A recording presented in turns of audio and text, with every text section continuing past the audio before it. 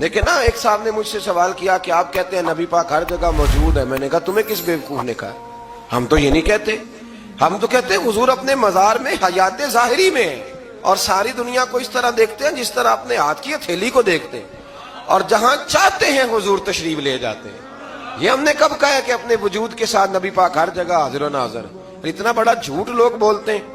ایک بڑا سیانا بیانا بندہ ہے ایک جماعت کا، اس کی کتاب میرے پاس ہے، اس نے لکھا ہے کہ یہ جو لوگ ہیں یہ اپنے پیر کو چھوٹا خدا مانتے ہیں. کبھی کہا ہے کسی نے؟ کیا فضول بات ہے. آپ مسلمانوں کے ذمہ وہ باتیں لگائیں گے جن کا دور دور تک کوئی تعلق ہی نہیں. آپ کو ڈرنا چاہیے اللہ تعالیٰ سے. اسی طرح ایک صاحب ایک دفعہ مجھے کہنے لگے جی آپ حضور کو عالم الغیب مانتے ہیں. میں نے کہا میں مانتا ہوں کہ آپ؟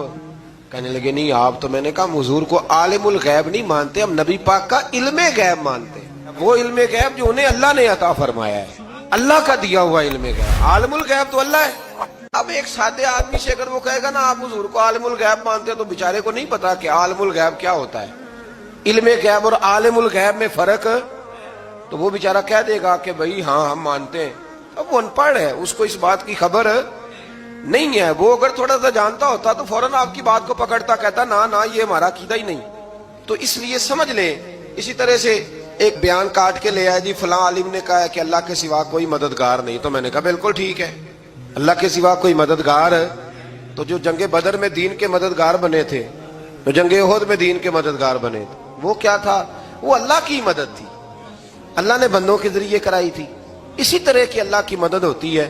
تو یہ جتنے غریب ہیں الحمدللہ مسلمان بڑی سخاوت کرتے ہیں، رمضان میں دیتے ہیں نا غریبوں کو.